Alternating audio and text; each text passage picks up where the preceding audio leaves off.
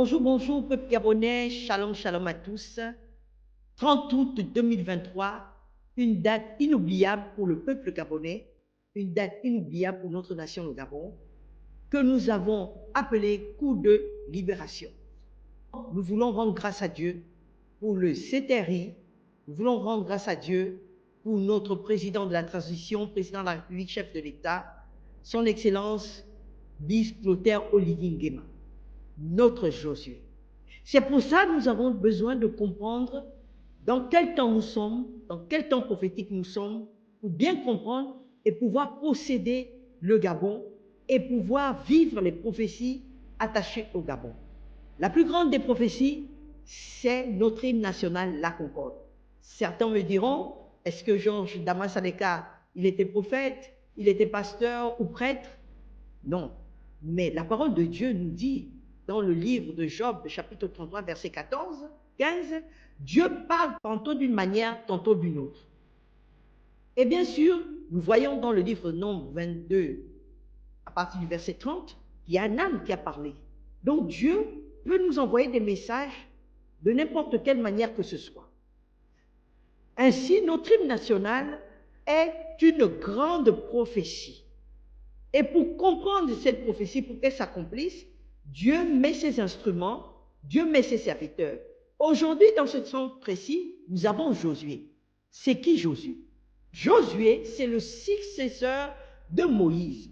Moïse a fait sortir le peuple d'Israël de l'esclavage. Ils ont passé le désert pendant 40 ans. Et après, Josué a pris la relève. Josué, serviteur de Moïse. Josué était là. Il voyait comment Moïse faisait.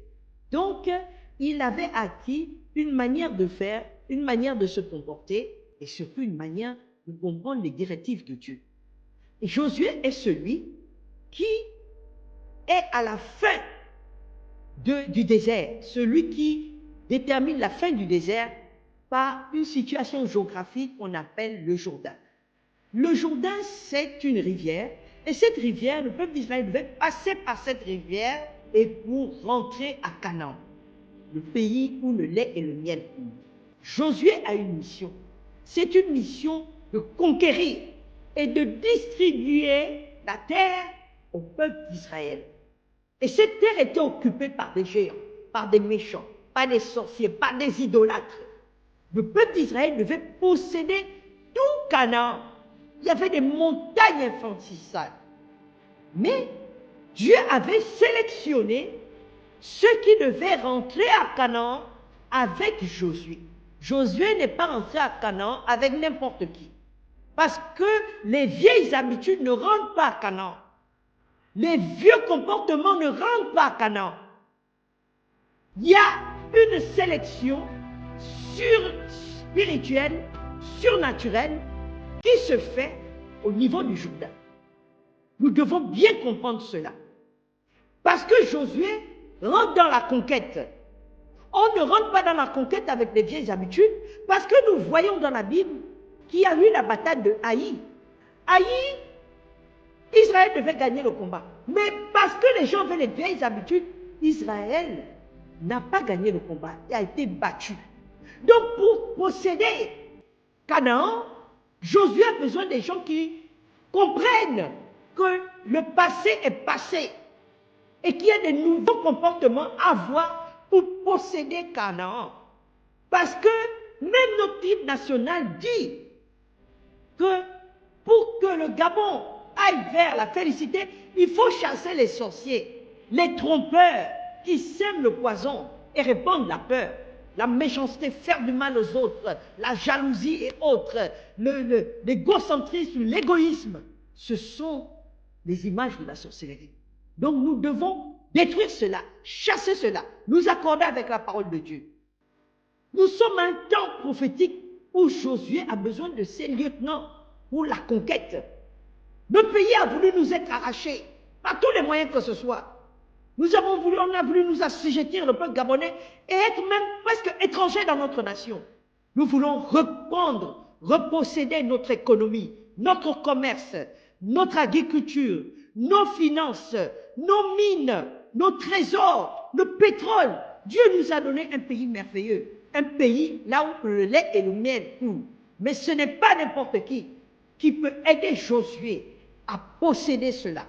Il a besoin des gens qui ont la foi, qui déplacent les montagnes. Il a besoin des gens qui comprennent que c'est Josué qui a été mis là. Nous sommes là pour aider Josué à aller plus loin. Pas des gens qui travaillent pour eux-mêmes, mais qui travaillent afin que Josué réussisse. C'est très important. Et c'est alors que Josué va faire tomber les murs de Jéricho. Là où c'était impossible, les gens ne pouvaient pas rentrer ou sortir. Jéricho est tombé. Le peuple a poussé les cris de joie le 7e jour. La foi, c'est une œuvre divine, un renouvellement et la crainte de Dieu. Ce 30 août, prions pour que la crainte de Dieu soit sur les autorités, ceux qui sont élevés en dignité. Prions que ceux que Dieu mettra à côté de Josué soient des gens qui craignent Dieu et qui aiment la justice. La justice élève une nation, mais le péché est la honte des peuples. Notre Josué a besoin des gens qui craignent Dieu. Il a besoin des gens qui comprennent que ce sont des temps prophétiques. Il a besoin que l'hymne national, notre prophétie, s'accomplisse pour notre nation, le Gabon. C'est pour cela, ce 30 août, mettons-nous en prière, que la crainte de Dieu se répande dans notre nation, le Gabon, que nous puissions posséder ce que Dieu a donné à notre nation. Que Dieu vous bénisse.